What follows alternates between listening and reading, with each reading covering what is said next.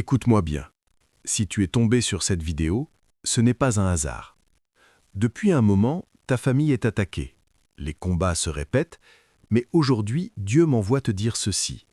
Ta famille atteindra son objectif, et le diable sera couvert de honte.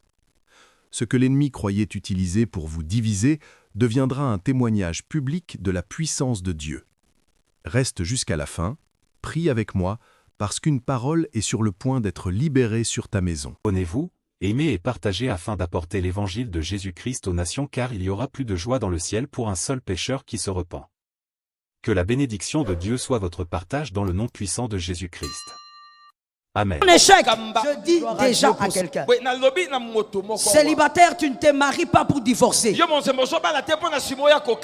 Marié, tu ne dois jamais penser au divorce. Penser au divorce, c'est déjà une sémence de serpent.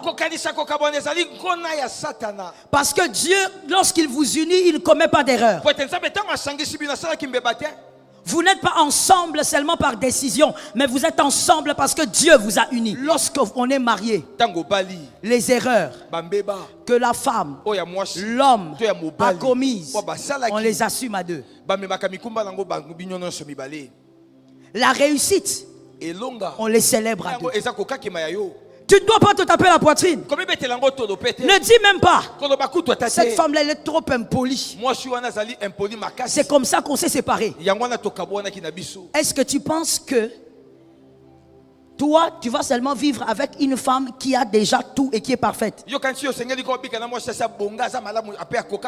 Le rôle du chef, c'est aussi de modeler la personne qui est à côté. Tu dois savoir. Un homme ne doit pas se taper la poitrine en disant oui, de toutes les manières, j'en ai marre. Maintenant, c'est le divorce. C'est ton échec. C'est ton échec. On t'a nommé général d'une troupe. Tu as été incapable de conduire cette troupe. C'est ton échec.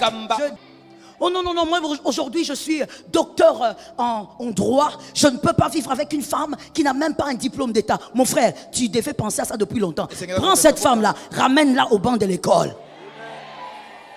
J'ai dit aux célibataires, vous êtes graciés. Parce que tous les mariés qui sont ici sont condamnés. Vous voyez comme les condamnés à mort qui sont en prison et qui n'attendent que la mort. Qui n'attendent que la chaise électrique. Ils savent qu'ils sont condamnés. Je parle aux mariés. Vous êtes condamnés à mort. Vous êtes obligés de vivre avec cette femme jusqu'à la mort. Vous devez vivre avec cet homme jusqu'à la mort. Célibataire, choisis bien. C'est le moment de bien choisir. Toi encore, tu as beaucoup de choix. J'informe déjà une âme. Ou j'informe une famille. Le diable est déjà perdant. Il a déjà échoué. Il sera surpris cette année. Ta famille accomplira la volonté de Dieu. Ta famille atteindra ses objectifs. Je disais, la famille atteindra ses objectifs. Non, je disais, la famille atteindra ses objectifs. Le diable sera surpris. Encore une fois, il sera dans la honte. Au nom de Jésus.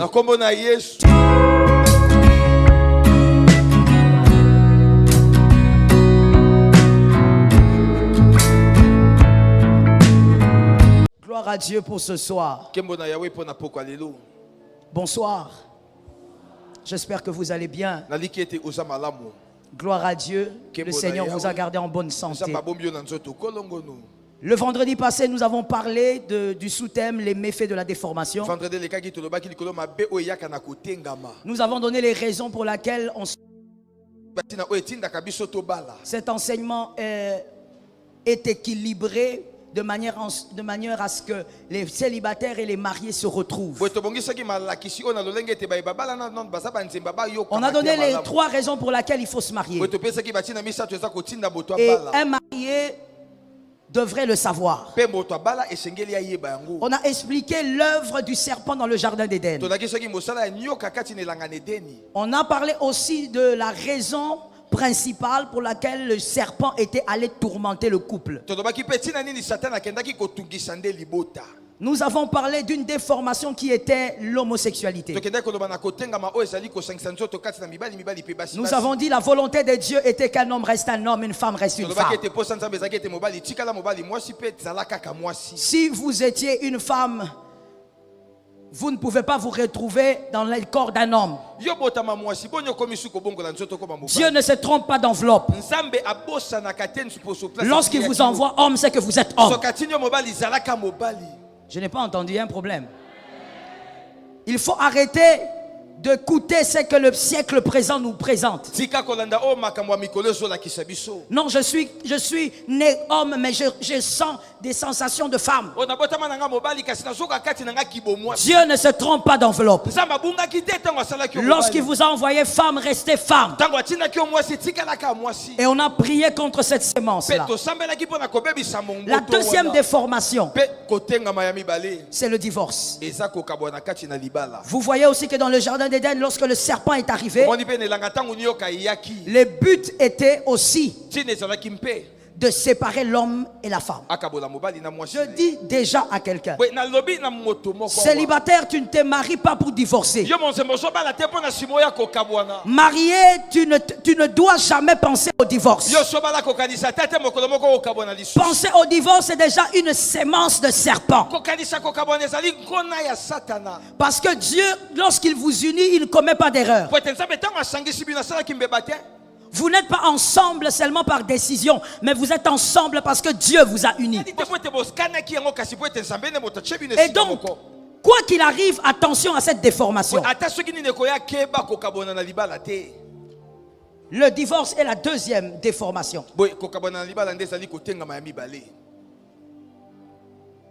Dans Matthieu 19, 7 à 8. Les pharisiens sont en train de dire à Moïse, mais le divorce, il est normal. Parce que même Moïse a dit que lorsqu'il faut répudier une femme, il faut écrire une lettre et vous répudier. J'aime la réponse de Jésus. Jésus dit, au commencement, il n'en était pas ainsi. Que quelqu'un dise au commencement. Au commencement, c'est-à-dire dans la volonté parfaite de Dieu, il n'en était pas ainsi. Et Dieu continue, Christ continue en disant, Moïse l'a dit à cause de la dureté de vos cœurs, à cause de votre incrédulité, parce que vous voulez absolument vivre ce que vous avez décidé. La volonté parfaite de Dieu n'est pas le divorce. La volonté parfaite de Dieu, c'est le pardon. Monsieur le marié, madame la mariée, la volonté parfaite de Dieu, c'est le pardon. Dieu n'acclamera jamais ton divorce. Même si toi-même tu es d'accord avec. J'aimerais ouvrir une parenthèse. Il faut arrêter de croire que lorsqu'on a des bonnes raisons, c'est que Dieu aussi est de notre côté. Dieu n'est pas forcément de votre côté parce que vous avez des bonnes raisons ou parce que vous êtes convaincus. Christ présente la volonté parfaite de Dieu. Au commencement, dans la perfection, il n'en était pas ici. Voilà pourquoi j'exhorte un célibataire en disant, célibataire, dis d'abord Amen. Reprends encore Amen. J'ai dit aux célibataires, vous êtes graciés. Parce que tous les mariés qui sont ici sont condamnés. Vous voyez comme les condamnés à mort qui sont en prison et qui n'attendent que la mort, qui n'attendent que la chaise électrique. Ils savent qu'ils sont condamnés. Je parle aux mariés. Vous êtes condamnés à mort. Vous êtes obligés de vivre avec cette femme jusqu'à la mort. Vous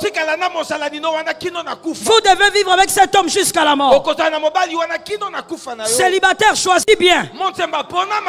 C'est le moment de bien choisir. Toi encore, tu as beaucoup de choix. Si tu veux quelqu'un qui a des cheveux crôlés, choisis aujourd'hui. C'est aujourd'hui qu'il faut bien voir. Si tu veux une femme grande, courte, c'est aujourd'hui. Ne te marie pas pour dire demain, ça, ce n'est plus la femme du ministère. Laisse-moi un peu parler, ton son est trop fort. Ne te marie pas pour dire demain, ça ce n'est plus la femme du ministère. La femme là, elle va rester là. Et tu vas la faire devenir femme du ministère. Et même si elle ne devient pas femme du ministère, tu vas la drainer.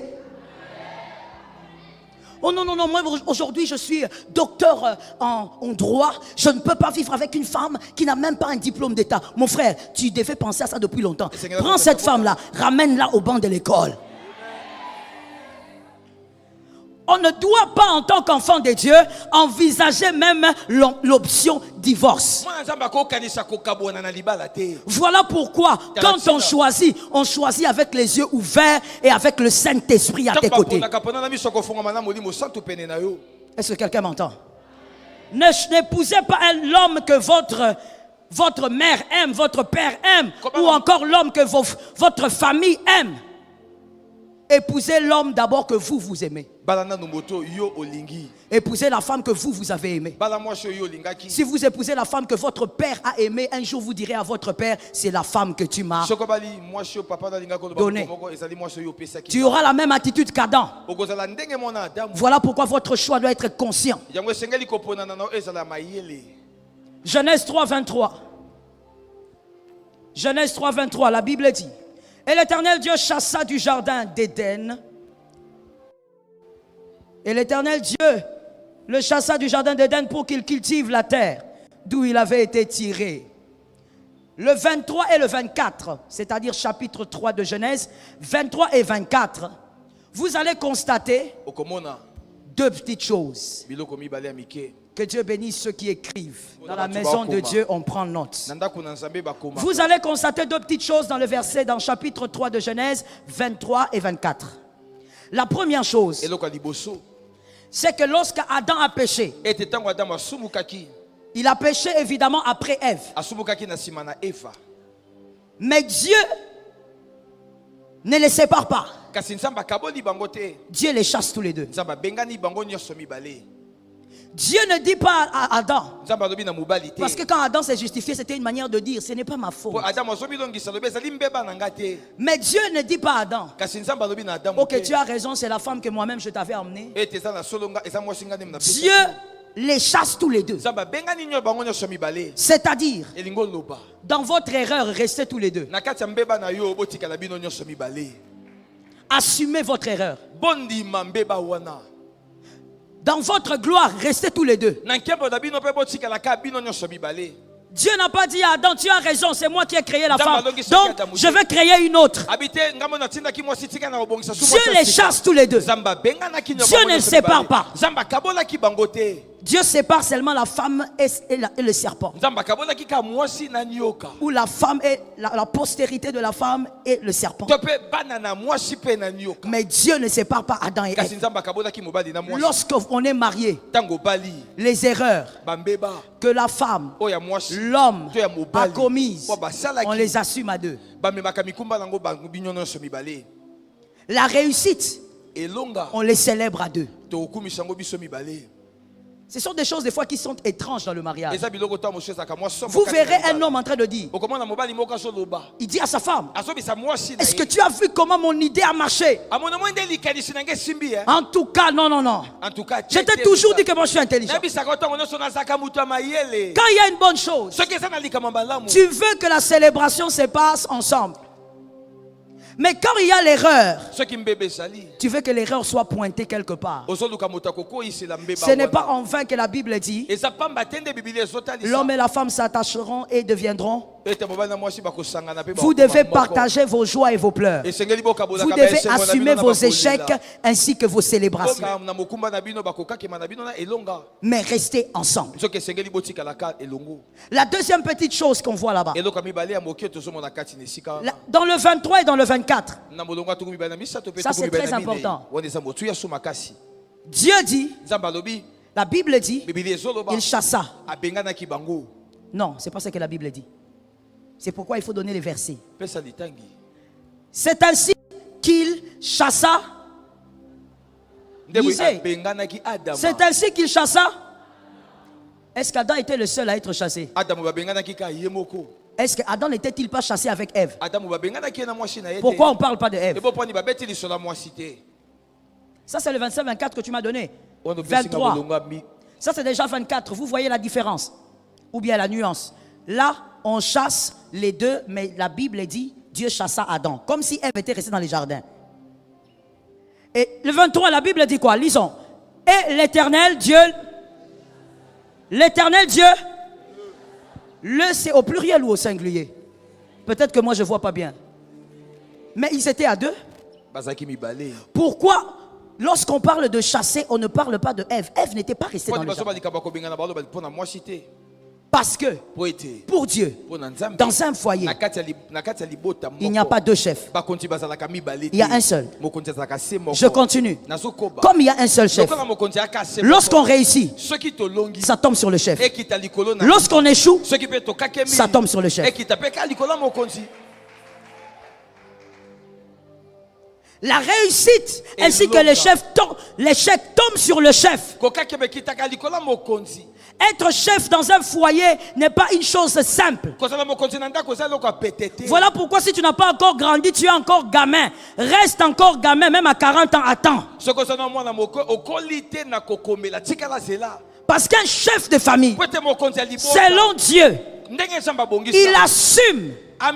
Lorsqu'il y a réussite dans le foyer, lorsqu'il y a échec dans le foyer, Dieu ne voit pas Ève, Dieu voit Adam. Alors tu dois être un bon chef. Tu dois savoir. Un homme ne doit pas se taper la poitrine en disant oui, de toutes les manières, j'en ai marre. Maintenant, c'est le divorce. C'est ton échec. C'est ton échec. On t'a nommé général d'une troupe. Tu as été incapable de conduire cette troupe. C'est ton échec. Tu ne dois pas te taper la poitrine. Ne dis même pas. Cette femme-là, elle est trop impolie. C'est comme ça qu'on s'est séparés. Est-ce que tu penses que toi, tu vas seulement vivre avec une femme qui a déjà tout et qui est parfaite? Le rôle du chef, c'est aussi de modeler la personne qui est à côté. J'attends que les mariés disent Amen 3 fois. Il y a des célibataires qui ont triché dans les amens. Mais ce n'est pas un problème, c'est ta foi. Le chef, tu as aussi le pouvoir de modeler la personne qui est à côté. D'ailleurs, laisse-moi dire quelque chose à un célibataire. Si ton fiancé, si ton proposant, il n'est pas capable de te modeler, il faut le laisser, ce n'est pas un homme. Un homme doit avoir la capacité de modeler une femme. C'est ça Ève qui sort de la côte. Dieu a monté Adam. Regarde ce que j'ai fait de ta côte. C'est ta côte ça. Mais regarde ce que j'en ai fait. L'homme Adam doit être capable de modeler sa femme. Tu l'as pris arrogante, sois capable de rendre cette femme douce. Un leader, ce n'est pas seulement celui qui guide, c'est aussi celui qui transforme. Un leader. Un leader qui ne transforme pas les hommes n'en est pas un. Un leader, ce n'est pas seulement celui qui parle et qui tranche. Ce n'est pas seulement celui derrière qui les hommes sont. Un leader, c'est aussi celui qui modèle. Tu dois donc être capable de comprendre la pensée de Dieu. Nous n'allons pas réinventer la roue. Dieu a conçu le mariage. Et Dieu a sa logique. Dans la logique de Dieu, l'homme, que les hommes d'abord disent Amen. Ça c'est un Amen de jeune ou bien? Que les hommes disent Amen. L'homme, tu n'es pas seulement le leader de la famille, le chef de famille pour choisir les morceaux de poulet.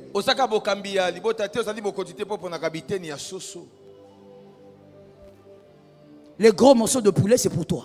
Il y a même des hommes qui les comptent. Il est où? Comme s'il y a un morceau de... dans le poulet, il y a un morceau qui est écrit, ça c'est pour les maris. Un leader doit savoir qu'il est le chef. Quand ça ne marche pas, il s'arrête, il regarde la troupe et il se pose des questions et il règle les problèmes. Le divorce est une manière d'avouer publiquement que vous êtes un échec. Celui qui refuse de divorcer, qui ne pense pas au divorce, c'est celui qui est un gagnant. Est-ce que quelqu'un m'entend? Les gagnants ne pensent pas au divorce. Les gagnants pensent aux solutions. Même quand c'est difficile, il y a forcément une solution. Dieu place les leaders de famille pour qu'ils trouvent aussi des solutions. Est-ce que quelqu'un m'entend? Que l'Éternel nous fasse grâce. Voilà pourquoi la Bible peut dire ceci. La parole de Dieu contient tout en elle-même.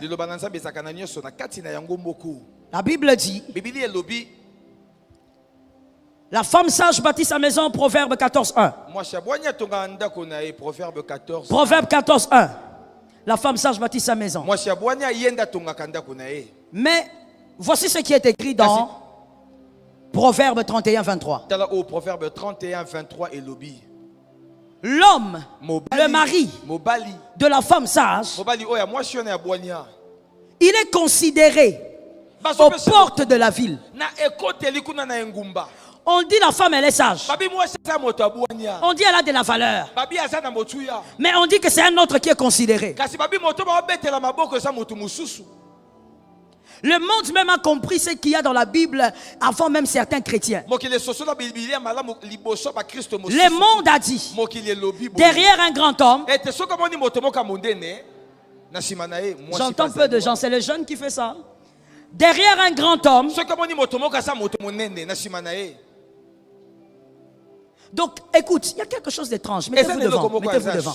On dit derrière un grand homme, il y a une grande femme. Ok.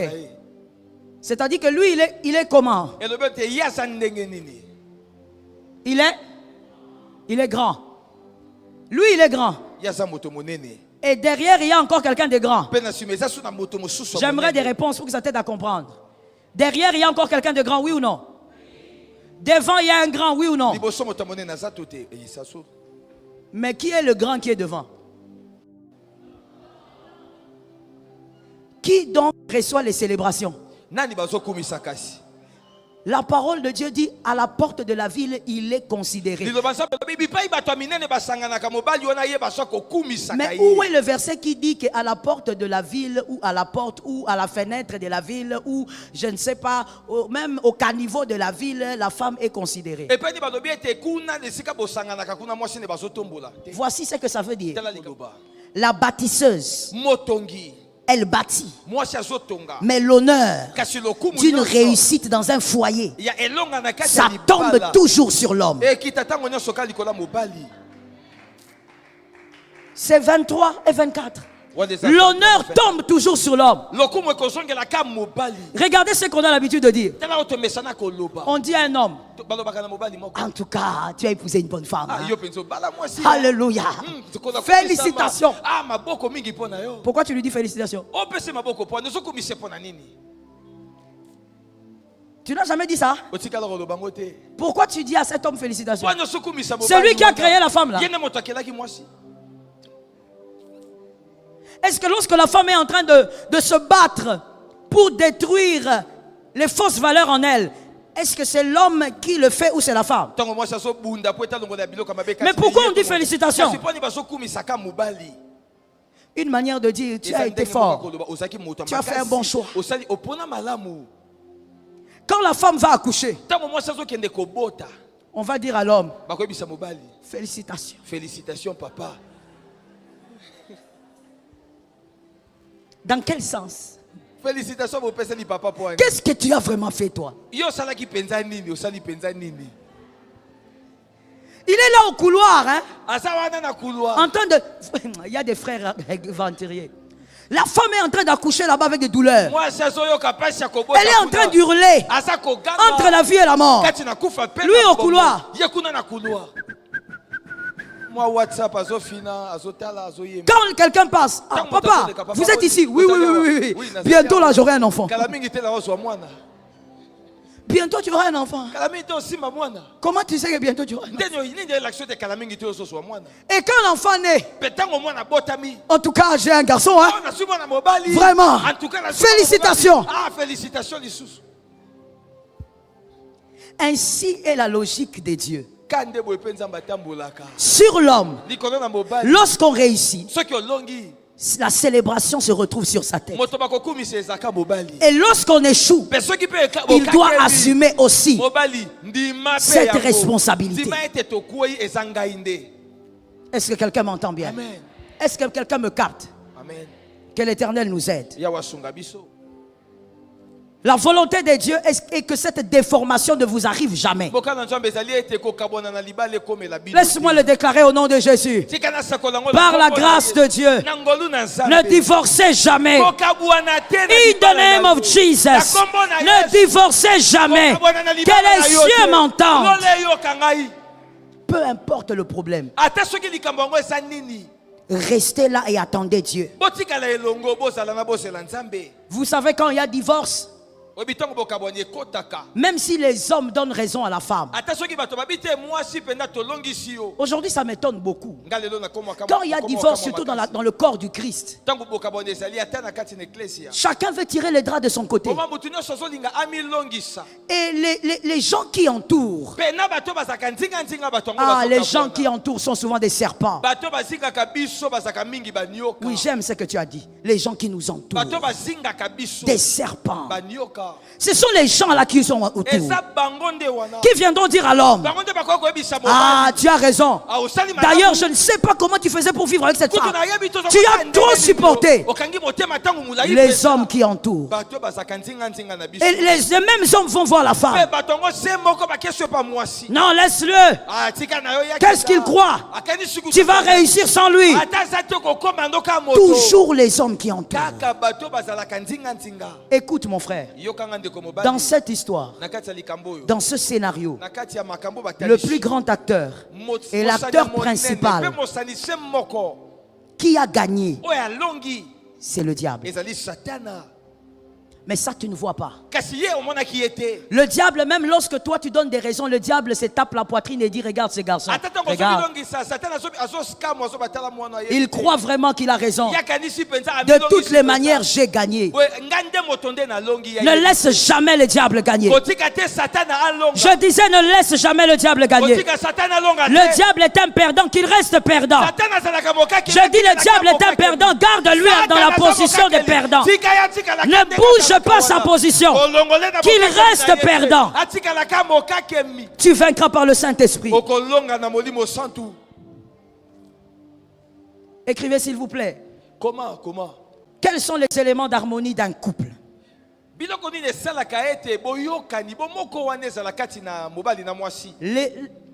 Quels sont les éléments d'harmonie d'un couple? Tu as compris, bien aimé, qu'il y a certaines déformations qu'il ne faut pas subir. Il faut les refuser.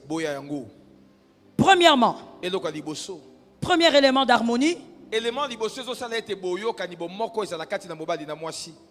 l'amour pour l'autre, l'amour que l'on a pour l'autre doit être plus grand que l'amour qu'on a pour soi-même.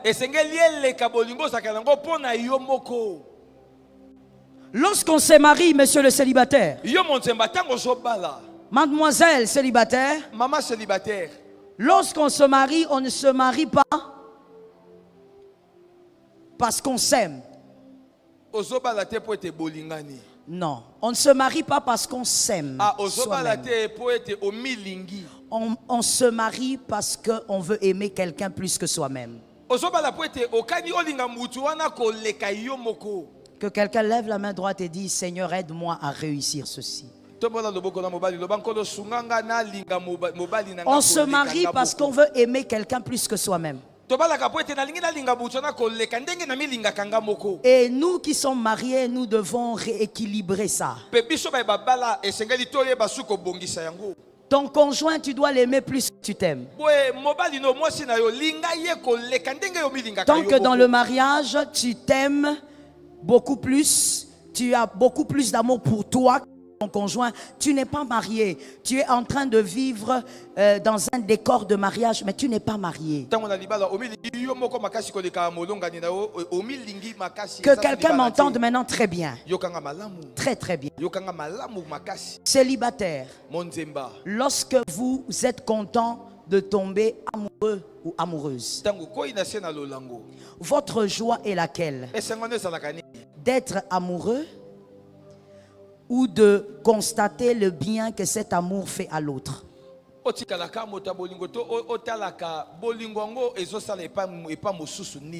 Dans le mariage, votre joie n'est pas d'avoir trouvé l'amour. Votre joie est d'avoir trouvé quelqu'un que vous pouvez aimer plus que vous-même. Si vous n'êtes pas capable d'aimer cette personne plus que vous-même, ne vous mariez pas. Le mariage est le lieu où l'homme doit aimer sa femme plus qu'il s'aime. La femme doit aimer son mari plus qu'elle s'aime. C'est la première chose qui crée l'harmonie dans un mariage. Parce que l'amour de l'homme est porté vers sa femme. Et vice versa.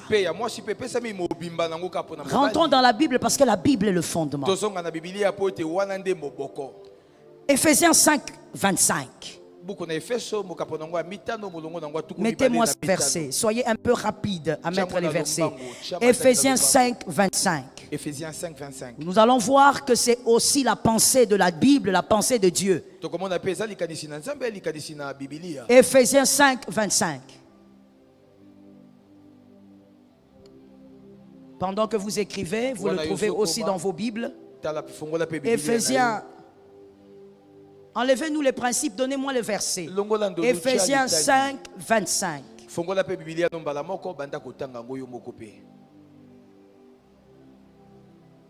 Vous avez trouvé? Vous avez trouvé? Ah là. Voici ce que la Bible dit. Mais j'ai pris cet exemple pour Christ d'abord. Pas d'abord pour parler du mari. Marie, aimez vos femmes. Et de quelle manière? Comme Christ a aimé. Comme Christ a aimé. Et il a fait quoi? Il s'est donné lui-même. Si Christ s'aimait plus qu'il nous aimait, il n'allait pas se donner. C'est parce que Christ nous aime plus qu'il ne s'aime. Voilà pourquoi il s'est donné. Et maintenant on va vers le mari. La Bible dit, si tu veux dire à ta femme que tu l'aimes, que cet amour-là soit comme ça. Un amour capable de se donner pour elle. Mon frère, dis amen. Je dis que les frères disent amen. Lorsque tu dors, lorsque tu es dans le moustiquaire avec ta femme et que tu sens que de son côté c'est troué, de ce côté on rit déjà. Qu'est-ce qui se passe? Vous êtes en train de me distraire là-bas. Mais je crois que c'est parce que vous êtes bien connectés. Hein? Vous êtes en train de dormir dans les moustiquaires. De son côté, c'est troué. On commence à piquer maman. Maman te dit, ici on me pique un peu. Attends d'abord. Moi demain je vais travailler. Toi sois là.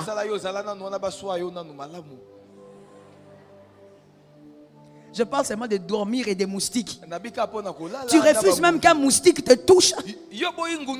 Tu préfères que le moustique touche ta femme. Je parle d'abord du moustique. Quand vous êtes dans la voiture, tu sens que vous avez raté un accident. Tu te caches vite derrière ta femme. Ah, Jésus, Jésus, Jésus, Soyez Yesu.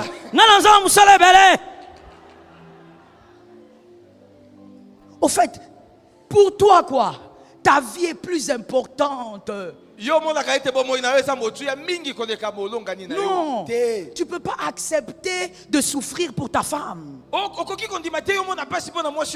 La femme, tu refuses de souffrir pour ton mari. Non. Il y a même un langage que j'ai entendu au milieu des jeunes gens qui se marient maintenant. C'est vraiment étonnant. Je ne sais pas si on célèbre les mariages parce que Dieu va aussi nous rémunérer par rapport au mariage béni. Ou on célèbre les mariages parce que vraiment c'est ce qu'il faut.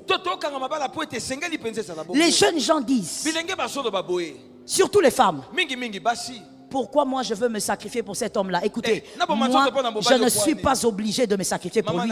J'ai ma vie. Écoute, le mariage, ce n'est pas j'ai ma vie. Le mariage, c'est nous avons une seule vie. Ah, ça tombe sur toi si tu as entendu. Le mariage, ce n'est pas j'ai ma vie. Si tu es encore dans les régimes j'ai ma vie, ne te marie pas.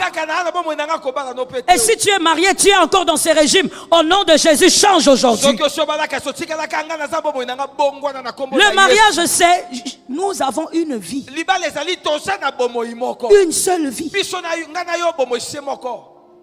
Le mari doit aimer sa femme plus qu'il ne s'aime. L'exemple encore de cet amour, c'est un exemple qui nous a mené à la catastrophe, mais c'est un exemple biblique. Genèse 3, 6. C'est Adam. Adam a mangé le fruit parce qu'il aimait sa femme plus que lui-même. Voici un autre cas. Il est très particulier. Ce cas ici, c'est Dieu lui-même qui va lui dire, tu dois apprendre à aimer ta femme plus que toi-même. Nous sommes où? Nous sommes dans Matthieu 2:20. Matthieu 2:20. Ça c'est Joseph. Que quelqu'un m'entende bien. Joseph apprend que Marie est enceinte. Joseph a dit, ah, je t'aime beaucoup. Je ne veux pas détruire ta réputation, mais bye bye. Parce que moi je ne connais pas le Saint-Esprit là qui donne des grossesses. L'ange est venu vers Joseph. L'ange dit à Joseph, rentre là-bas. Rentre. Tu dois apprendre à aimer ta femme plus que ta réputation. L'ange fait rentrer Joseph parce que Joseph, lui, il ne savait pas encore que sa femme, il fallait l'aimer plus que l'on s'aime.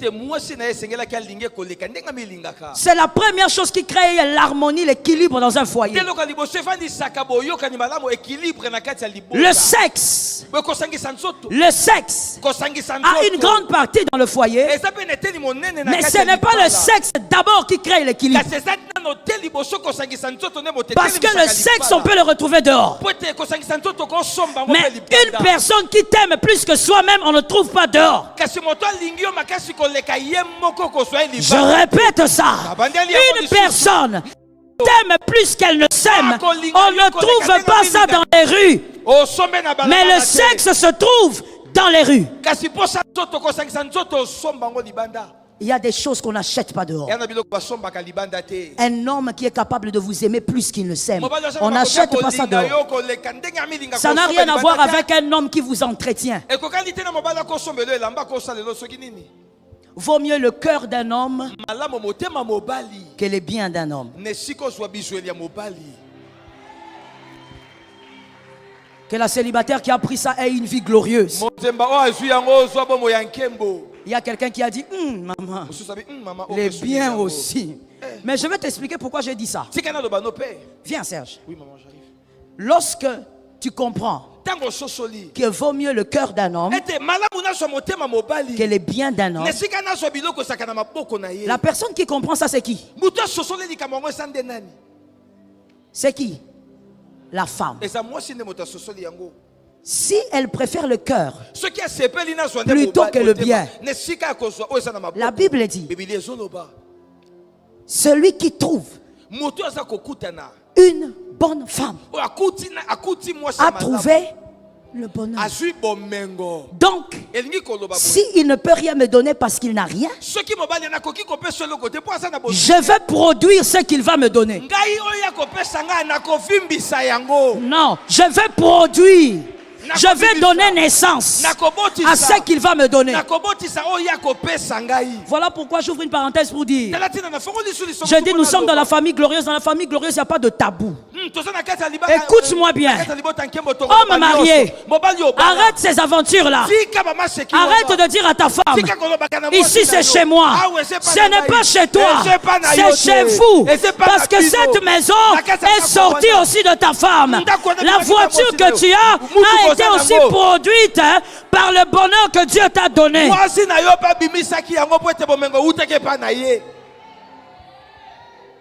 Aucun homme ne se balade avec le bonheur sur le dos. Même s'il est tridoc, il faut une femme. Même si elle est petite, il faut une femme. Elle porte le bonheur. Et je veux préciser, pas n'importe quelle femme. Il faut une femme intelligente. Donc, bien aimé, la femme doit commencer par aimer son mari plus qu'elle ne s'aime. Voici le témoin biblique. 1 Samuel 25, 23 à 26. 1 Samuel 25, 1 Samuel 25, 23 à 26. 1 Samuel 25, 23 à 26. C'est l'exemple d'Abigail. Merveilleuse femme.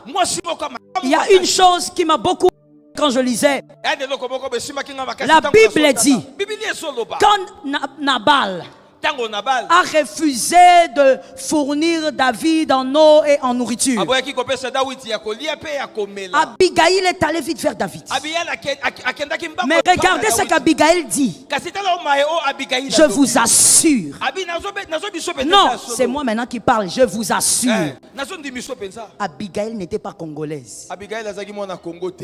Si elle était congolaise, elle allait seulement arriver chez David. Papa, mais la Bible dit qu'Abigail s'est jetée à ses pieds. Écoute ce qu'Abigail dit. Abigail dit, tout ça, c'est ma faute. C'est ta faute comment? C'est lui qui a refusé, c'est Nabal. Pourquoi tu portes les charges d'un homme méchant comme Nabal? Voici ce que je dis à la femme. À la lumière de cette écriture, aimer son mari plus que soi-même, ce n'est pas forcément aimer un homme parfait. Même cet homme qui est rempli de défauts, tu dois l'aimer plus que toi-même si tu es sa femme. N'attends pas que cet homme devienne Gabriel. Il ne deviendra jamais l'ange Gabriel. Cet homme va mourir avec des imperfections. Tu dois aimer cet homme plus que toi-même, comme Abigail.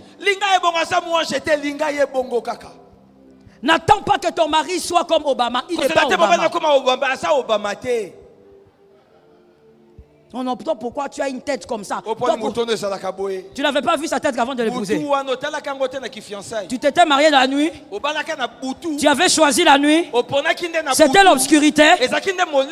Il y avait la lumière. Tu n'avais pas vu que la tête là, c'est la tête de leur famille.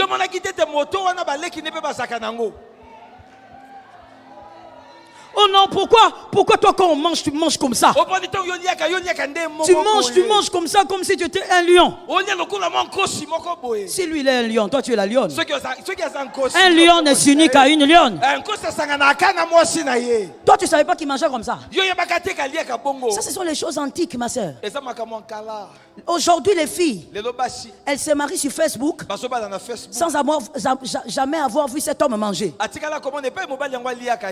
À notre époque, mon père à moi biologique me disait, quand tu vas là-bas, deux choses.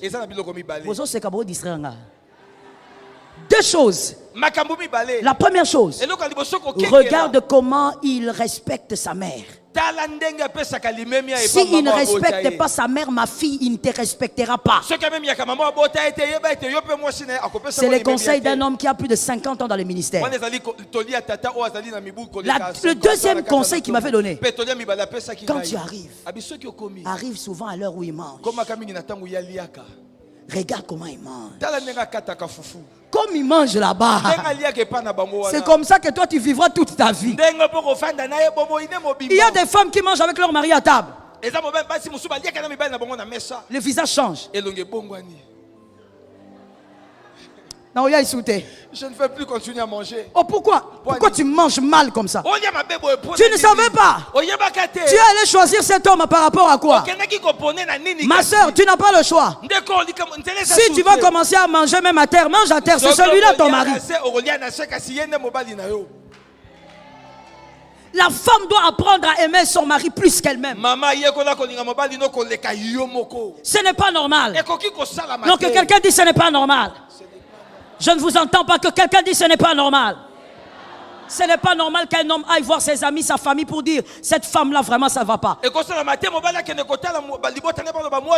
La femme aussi va de son côté. Cet homme-là vraiment c'est le malheur de ma vie. Vous êtes un foyer de perdants. Vous devez absolument comprendre c'est quoi l'amour. Es-tu capable de souffrir pour ta femme? Es-tu capable d'accepter que ta réputation soit ternie à cause de ta femme? Es-tu capable de supporter qu'on t'injurie à cause de ton mari?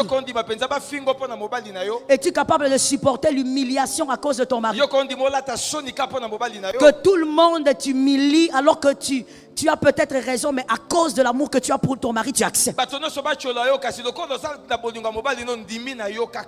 Ça crée de l'harmonie. Ça crée l'équilibre. Voilà pourquoi je répète ceci. Lorsque vous êtes amoureux, vérifiez toujours. Vous êtes amoureux parce que ça vous fait du bien ou vous êtes amoureux parce que... Laissez-moi finir.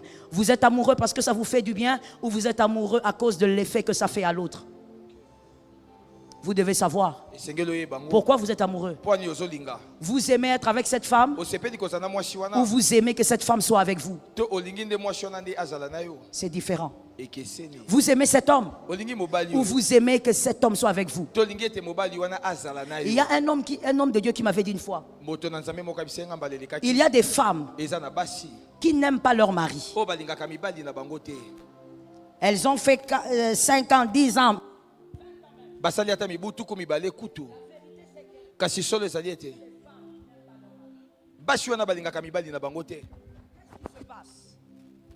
Qu'est-ce qui se passe au fait? C'est que ces femmes sont avec ces hommes-là parce qu'elles aiment l'amour avec ces hommes-là.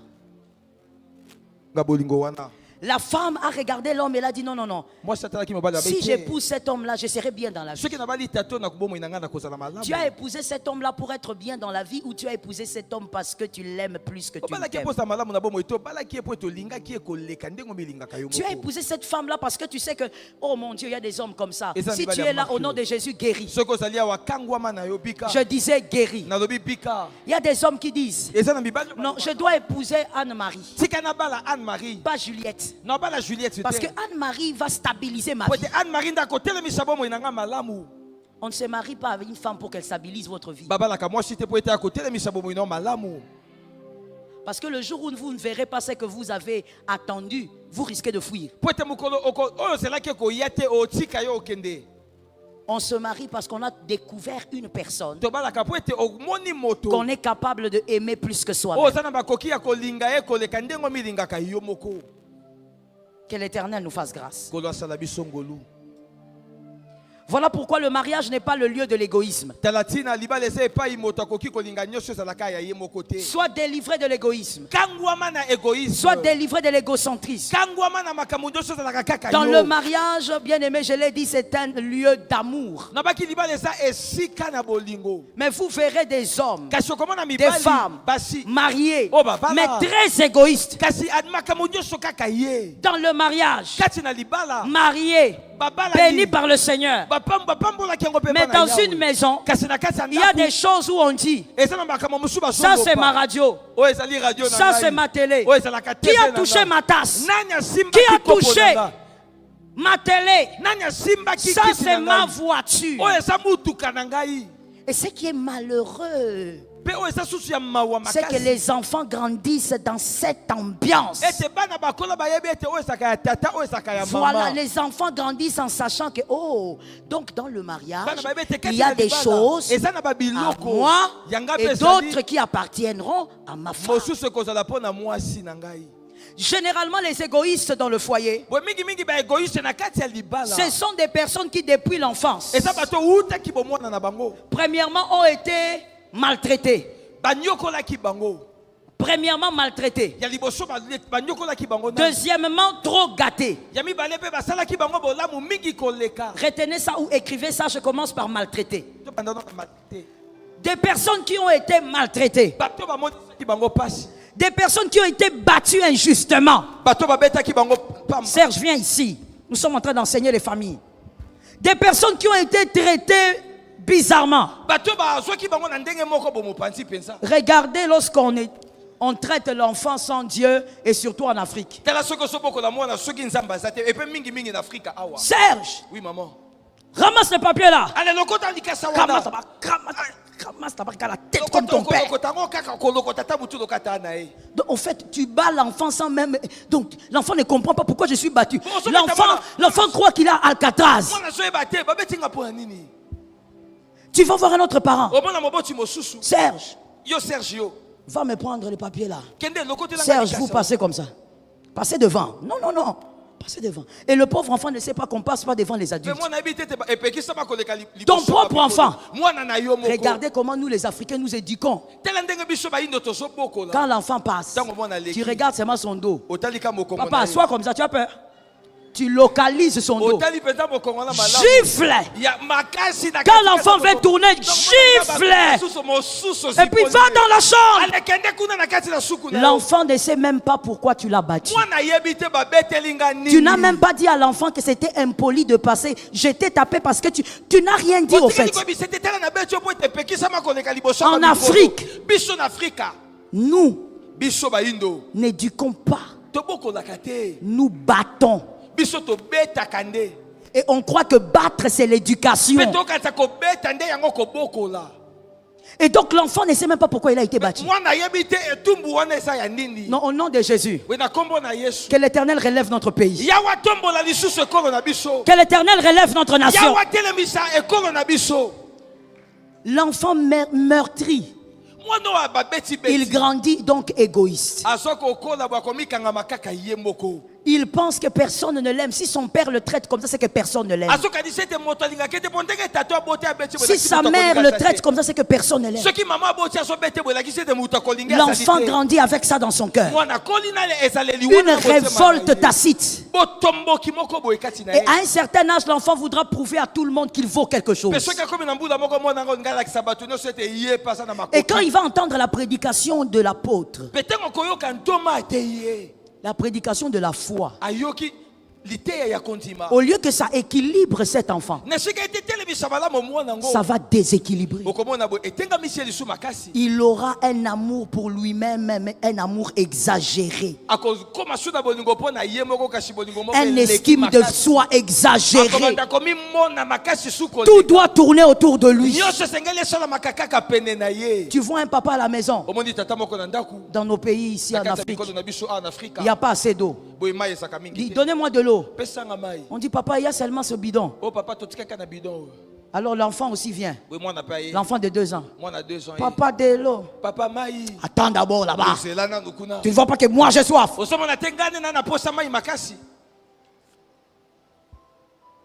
Il a grandi avec un cœur meurtri. Il est devenu égoïste. La femme est devenue égoïste. Elle pense que tout est à elle. Quand son mari lui dit c'est l'anniversaire de ma mère, il faut lui acheter quelque chose. D'accord. Donne-moi l'argent, je veux le faire. Donne-moi l'argent. On lui donne $100. Elle va au marché. Je te dis, elle va au marché. J'étais en train de dire, elle va au marché. Non, j'ai dit, elle va au marché. Elle entre au marché. Elle achète une petite statue comme ça. La petite statue n'a pas de forme. Et quand elle amène la statue, elle dit à la belle-mère, ça représente l'Afrique. Petite statue là, il a acheté à $30. On lui avait donné $100. Les restes est allé où? Non, je te demande, c'est allé où? Elle est allée fêter avec ses frères. Un égoïste dans le mariage va toujours vouloir que les bonnes choses lui arrivent lui au lieu que ça arrive au couple. Voilà pourquoi je dis à un célibataire, guéris avant d'entrer dans ton mariage. J'ai entendu 2 personnes. Guéris avant d'entrer dans le mariage. Je veux dire ceci, c'est important. Aucune blessure du parcours n'est guérie par le mariage. Le mariage ne guérit pas les blessures de l'âme. Ce qui guérit les blessures de l'âme, c'est la parole de Dieu et le Saint-Esprit. Le mariage ne guérira pas tes blessures. Regarde d'autres garçons, toujours grandis dans la maltraitance, donc égoïste. Il n'a jamais été dans le bras de sa mère. Quand il veut s'approcher de sa mère pousse. Tu sens mon frère, va là-bas, va te laver. Et quand il se marie, voici ce qu'il s'est dit. Les bras de ma femme vont guérir mes blessures. Ce que tu oublies, c'est que même si ta femme peut t'étreindre, cette personne aussi est remplie de défauts. Au lieu que tu guérisses, tu vas t'enfoncer dans les blessures. On ne se marie pas pour guérir des blessures de la famille. Et d'ailleurs, ce que tu viens de dire là aussi, laisse-moi corriger ça directement. Sinon, je vais oublier. Ta femme, c'est pas ta maman. Pourquoi j'écoute seulement les célibataires dire amen? Les femmes sont fâchées. C'est pas grave. Mais je vais répéter ça. Ta femme, c'est pas ta mère. Hey, laisse-moi dire à un homme. Ne te trompe pas. Maman, elle est unique. Personne ne ressemblera à ta mère. Personne ne va te supporter comme ta mère. La maman, c'est pas la femme. Oh. Même si les femmes sont fâchées, je vais le dire encore. Mon frère, ne dis jamais ça. Non, non, tu vois, j'ai perdu ma mère à 12 ans. Je veux me marier pour retrouver une deuxième maman. Tu as déjà vu une maman avec laquelle vous boxez. Tu as déjà vu une maman qui boude son fils. À part une maman vraiment qui a un problème de tête. Mais la maman, même quand le fils fait des caprices, la maman garde le sourire. Mais la femme,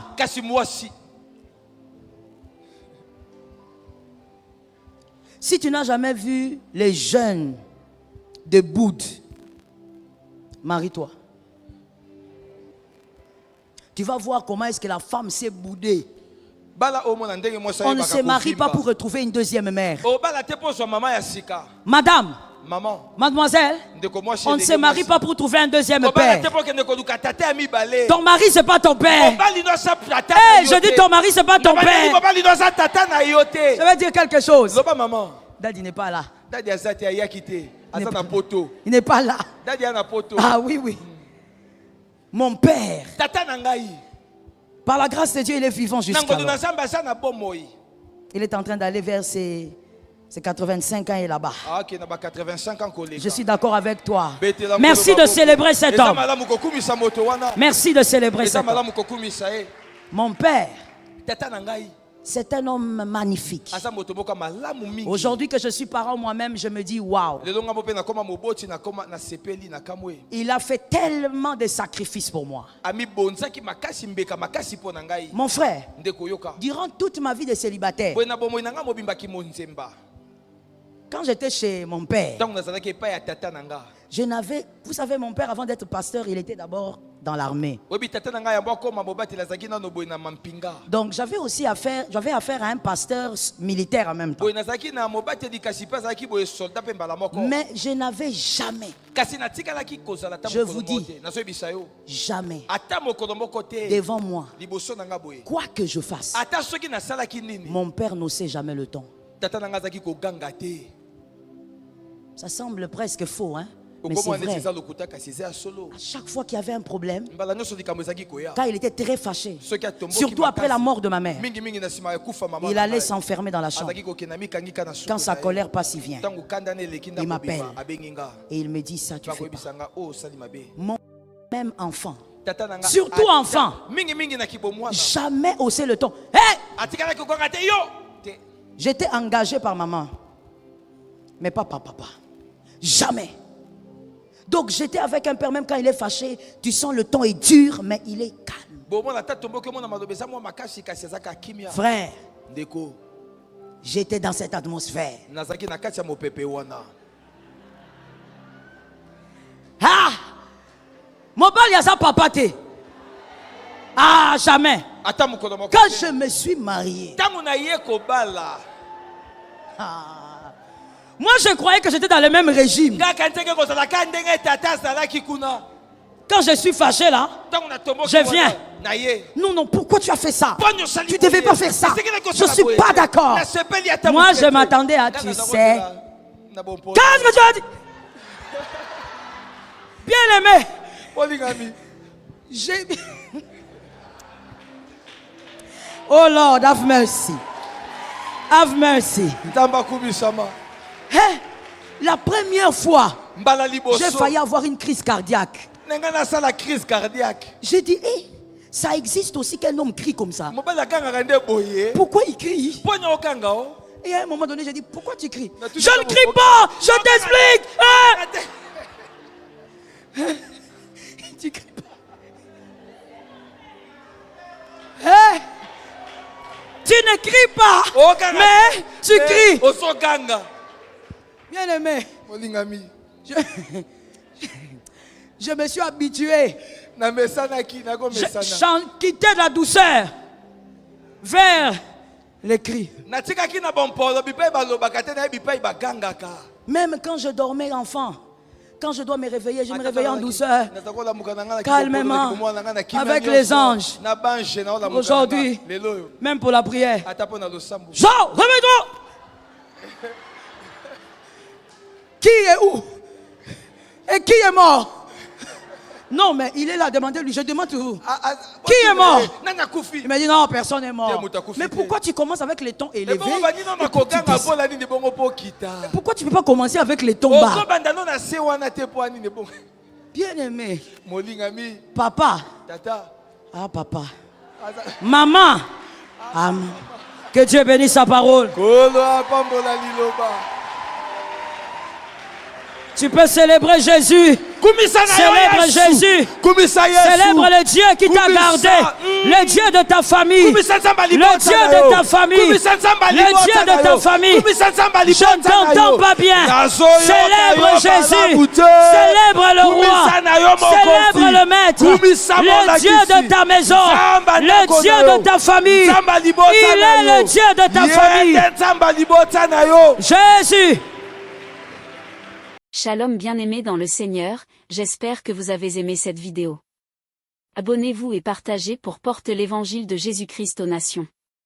Merci de faire partie de notre famille merveilleuse Jésus-Christ. Que Dieu vous bénisse abondamment.